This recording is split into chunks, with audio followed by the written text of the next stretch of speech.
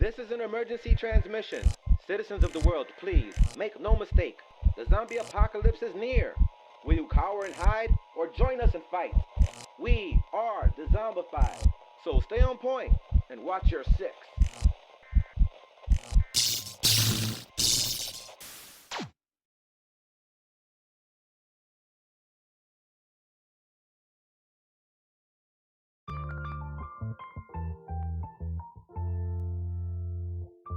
This is ZakBabyTV, and welcome to the Dark Forest. You're watching Stereo Dread with Mysterio and Kenny Dreadful. Enjoy. Hey everybody, welcome, bienvenidos to Stereo Dread. Yeah, I'm your host with the most, Kenny Dreadful. And with me is the one and only Mysterio. Hi everybody, how are you? Welcome to our show, Stereo Dread. I am okay, honey, how are you? I'm freaking pumped, I tell you.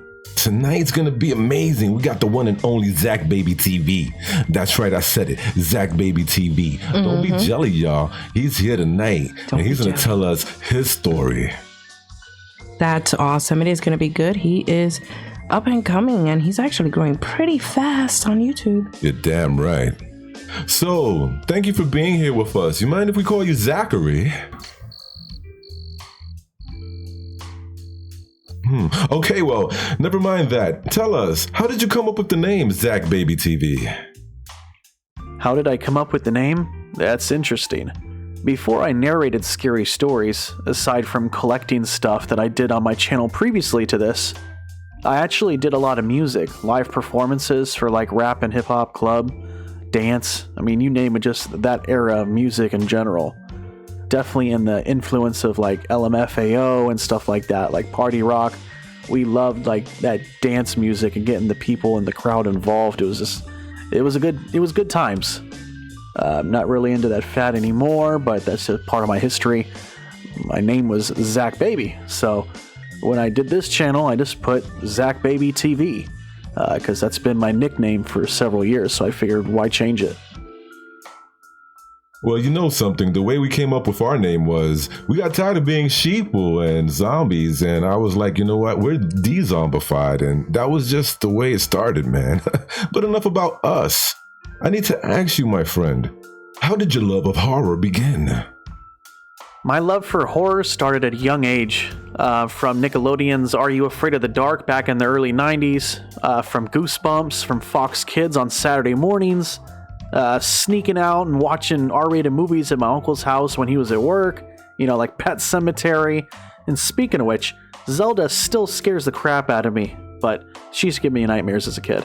I remember like sneaking out of my room when my family would be like watching Hellraiser, and you know, with all the sex scenes, I'd be like peeking around the corner like, oh, giggity, and then they'd be like, hey, get back in your room, you know. So yeah, so I've always loved horror movies. It's just always been something that fascinated me growing up, and to this day it's just part of me.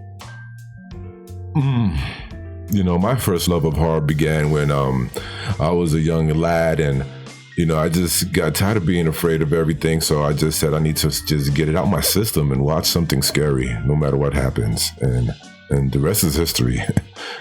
You know, but what was your first scary movie? Do you recall? You know, I'm not sure what my first scary movie was. I've seen so many of them. I mean, I'm an 80s baby. Yeah, I'm a little old, but I'm still sexy. A Nightmare on Elm Street is definitely one of them. The Shining, Poltergeist, Hellraiser, definitely the Creep shows by far was definitely on repeat over and over again. But I can't say. It by Stephen King with Tim Curry, Pet Sematary. I'm just gonna guess somewhere along the lines of those ones, one of those must have been the first. I love the older movies, you know, from Hitchcock, the 70s, 80s. Great films. Can you tell us, please, what are some of your all-time favorites? Some of my ultimate favorite movies would definitely be It by Stephen King. The early 90s one, the one with Tim Curry, definitely was the best. Now, I'm not knocking the new versions they did. They did good, but nothing beats a performance by Tim Curry. Period. I would also have to say A Nightmare on Elm Street, the first 3 films. After that, nah, it ain't happening. I love the Poltergeist movies, the original ones. The new version sucked and it flopped. Definitely Pet Sematary, Part 1. Pumpkinhead, Part 1. I could go on for days. I'm just gonna shut up now. Oh man, I love like The Thing, right, Mysterio? From I mean, what are some of yours? I love The Thing. I love, Aliens. Mysterio. Well, all the Friday the 13th is a classic. Yeah, epic. Just so many great movies. A lot of them. So, how long have you been doing this? I've been doing this realistically for about a year and a half, maybe less. As far as YouTube, now, we've been camping for years, and whenever we go camping, I'm always telling a story around the campfire. And fun fact, the person that's in the background of a lot of the videos that I do, he's wearing a Midnight Society t-shirt, which is from Nickelodeon's Snick Are You Afraid of the Dark, where all the people would get together and tell ghost stories around the campfire. And that's kind of my whole theme of my channel. I mean, the best place to tell a scary story is around a campfire in the woods. At least that's my opinion. We're from New York City, and I used to be in the rap game myself. So, when you talk about being, in the game and the music and all that, I really feel you on that, man. As a matter of fact, I helped one of my very close friends, attain a record deal by helping him, I ghost wrote a lot of his material. And I'm not going to get into that. It was a wild and crazy time. So, have you ever met or spoke with a famous celebrity? The only celebrity/famous person I've ever met would be DJ McHale. He's the co-creator of Are You Afraid of the Dark from Nickelodeon that we were talking about before. I actually met him in Midsummer Scream in Long Beach about 2 or 3 years ago.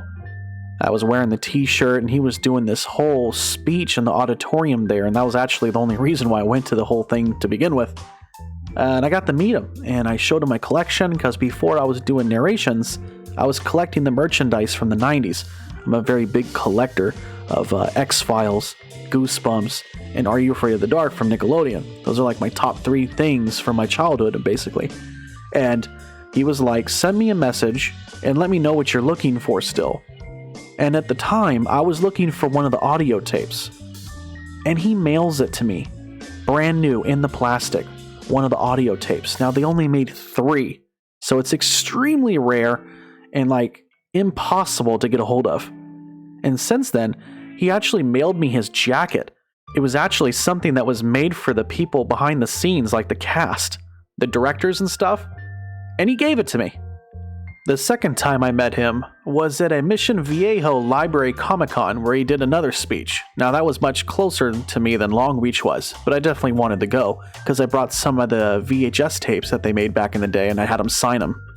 And he gave me a hat that was given out to the cast during season 1 before they had the logo for the TV show. Actually, he was telling me that the hat gave them the idea for their logo for the sitcom. The Are You Afraid of the Dark, with the match and everything with the hand. Well, that font and everything, that was actually from the hat that he gave me, and he signed it. So I got that thing like straight up locked up good. Sorry, kind of got off topic. Fanboy talk. I'm pretty sure the sexy ladies out there want to know, are you married? Yep, I'm married. Sorry, ladies. ZakBabyTV is locked down. Been locked down for over 3 years and some change. But that's just being married. We've been together for over 5 years. But yes, my mamacita is numero uno, and I get homemade Mexican food all the time. I've gained at least 30 pounds since I've been with her, but 30 good, delicious pounds. Zach, Mysterio told me, she made a promise. She said, hey, Kenny Dreadful, if we ever reach 1 million subs, I'll marry your ass. So you know what, Zach baby, that's my goal, man. I'm working hard to try to get that 1 million subscribers, man. Because you know what, I gotta make Mysterio mine, Mm-hmm. That's right. But oh boy, she's making me blush over here. How does your family feel about what you do? Because let me tell you, our family, they be like, get away from us, Satan. My family actually think it's pretty great that I'm making money on YouTube. They didn't realize that people actually have careers doing that. I mean, the people in my generation, of course, understand, but the older generation, they're like baffled by the fact that you could actually do this full time and get paid for it. I still have a full-time job, so yeah. I'm working on it though, guys. I'm working on it. I mean, we're like on aminos. We have Facebook, Twitter. I think we're on MeWe, we have emails and everything like that. Personally for us right here in Dezombified. But how about you, Zach? What can you tell us about other ways of reaching you? There's lots of ways of getting a hold of me. I have a Facebook page. I have an Instagram page. I have a Twitter page. My business email is in the About section on my YouTube channel. And it's also on like every single description box of like every video I've done for narrations. So there's like multiple ways of getting a hold of me. Do you have another gig, Zach, or is this what you do for a living full time? What I do for work is very confidential because I'm Batman. No, I'm just kidding. I'm actually a registered behavioral technician, RBT for short. I actually work with children with autism for ABA therapy. Anywhere between the ages of 3 years old to 13 years old basically is the range that I'm in. I have several clients that I visit per week locally, and I provide those services for them, and I have interaction with school and also with the families in home. It's something that I'm passionate about. I love kids. I love people. So it's definitely somewhere, I could see myself making a career out of, as there's a lot of advancement opportunities. But overall, I just love it. And, if you find something that you love doing, just keep rocking it. That's why I love doing what I do for work. And I love telling spooky stories for all of you. You're welcome. Are you a reader of scary novels? If so, do you have a favorite book? Not really a reader of scary stories. Back when I was young, into my early teenage years, I was heavy into reading Goosebumps. I mean, who wasn't during that time frame? I couldn't tell you the last time I read a book.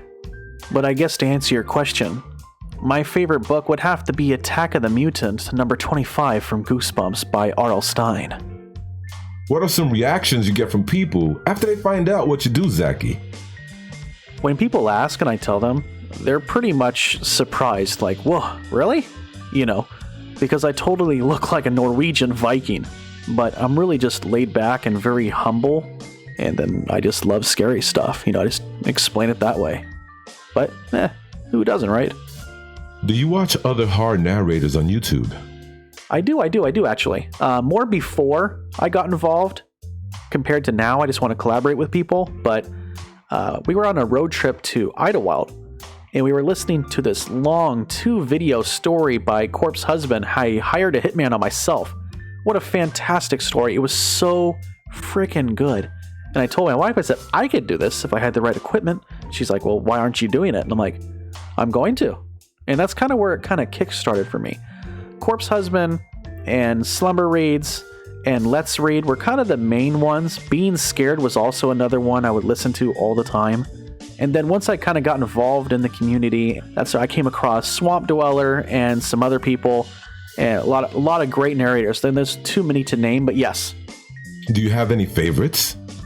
Who's my favorite narrator? Now, see, I kept this out of the last question specifically because I knew you were going to ask me this question, but my number one favorite narrator is Darkness Prevails. I think I listen to him more than anybody else. There's just something about the way he does it and the way he sounds. And I had the privilege of doing something with him recently, and it was awesome. Definitely one of my bucket lists. Ever considered having a story of yours read by another narrator? If no, tell us why not. To be honest, no. I wouldn't want somebody else reading my material when I could just read my own stories. I could see if I was just a writer, then yeah, but I'm narrating stuff, so why would I have somebody else do it? What has been your most special moment as a creator? I know mine.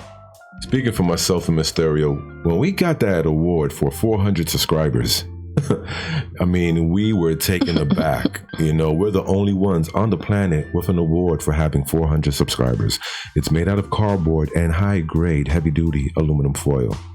Also, scratch and sniff, Zach baby. Extra cheese and pepperoni. My most successful moments? I don't know. I mean, I think the most successful things to me is being able to communicate and build some type of friendship with other narrators, especially the ones that I listen to the most, and collaborating with them. I've collaborated with lots of different people, and there's still a few other channels that I still want to collaborate with, but all good things come in time. Is there any advice you could give someone with the same aspirations that you have? The only advice I would give people is to keep grinding and try to stay consistent with your videos. Also, visuals are important when it comes to your channel's page and also with your thumbnails. I could give a couple shout outs to people that I use. One is TV. He's amazing. You could find him on Instagram, but more likely on Twitter. Same with the channel We Shouldn't Be Here. They both rock when it comes to artwork, and they do great custom design work. So check them out if you need some good visuals for your channel. That is all. I just tell people, listen, if you're going to do this, you're going to have to put yourself 100% into it, because this is not for the faint of heart. Not at all. If you have thin skin, then just forget about it. Just don't do it. Don't quit your day job for this. Mm-hmm. Hey, Zach, is there something that you would do different now than when you were first starting out? Something that I would do differently? Now that I know what my niche is, I would definitely start doing narrations first. Originally, my YouTube channel was for collection unboxing, like collection stuff, like I said before, X-Files, Goosebumps, Are You Afraid of the Dark? I was a collector, and I still am, but that isn't my focus point anymore because there's only a select audience for that. And once I accepted that and acknowledged that, I found my niche in scary stories. Who are your inspirations? My inspirations? You're probably going to kill me because I'm not going to say Mr. Nightmare like probably 80% of everybody else. To be honest with you, I never even heard of the guy until about 6 months ago. Come on, pugs. Touch me and I'll sue. But realistically, the main ones that kind of inspired me would be Darkness Prevails, Slumber Reads, Being Scared, and then later on, Swamp Dweller. That's just naming a few. There's a lot of great channels out there. Well, I definitely used to watch Real Ghost Stories Online and Dark Waters. And I guess Slumber Reads. I used to watch them too. So yeah, and of course all the ones you guys know, Mr. Creepypasta and them. Let's Read. Yeah. I know. Hey, last but not least, let me ask you, what are your plans going forward with your brand? My plans going forward is to reach over 100K. Like, that's the ultimate goal I want to set to myself. Once you reach 100K, you made it. You're in the zone like AutoZone. Outside of that, I have a merchandise on my Teespring store. I got a podcast that I do with a few other buddies of mine. It's called The Horror Burrito. Basically, we're all different components wrapped together, just dissecting horror movies. And that's where the whole burrito came from. Plus, who doesn't love a good burrito? Or a taco, for that matter. Anyways, sponsorships. That's something else I want to get involved with. But realistically, I just want to keep having fun. I really do appreciate you guys having me on your channel. This was a lot of fun. And remember, everybody, let's get spooky. So, thank you for being here with us. You mind if we call you Zachary? Well, everybody, that was ZakBabyTV. Give us a warm round of applause. Woo-hoo. Really appreciate having you here, Zach. Much continued success, man. And don't be a stranger around these parts. Z-Horde for life, mano. You're always welcome here. Hey, everybody. Well, that was it for tonight. Hope you enjoyed this interview with ZakBabyTV. Do not forget to check him out. Go to his channel, subscribe, watch some of his vids, leave a thumbs up and some comments. If you have it like that, maybe consider joining his Patreon or getting some of his merch. But you know what, everybody, thanks for being here. Mysterio, take it away. Thank you, all of you who tuned in to watch this in the replay. We appreciate it very much. We love you. And as always, the zombie friends, watch your six.